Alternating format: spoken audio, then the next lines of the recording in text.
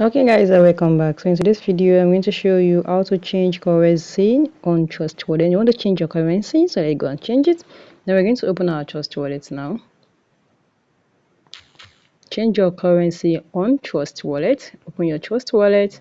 And this is our Trust Wallet. The next thing you need to do is so this icon, click on the icon. That's your settings icon. Then you scroll down, you're gonna see preferences here. Click on the preferences, and the next thing is you click on the currency. Now the next thing you need to do is you can just change to any currency. You want to change to your Bitcoin. Sorry guys, I want to change to your Bitcoin. Currently my currency is on your USD dollar. So if I want to change it to Ethereum, your anything, just scroll down and choose your preferred currency that you want. It's very easy and straightforward. So you'll be able to change your currency exactly like I show you. So guys, if you found this video helpful, smash the like button, drop a comment and subscribe. See you in our next video guys.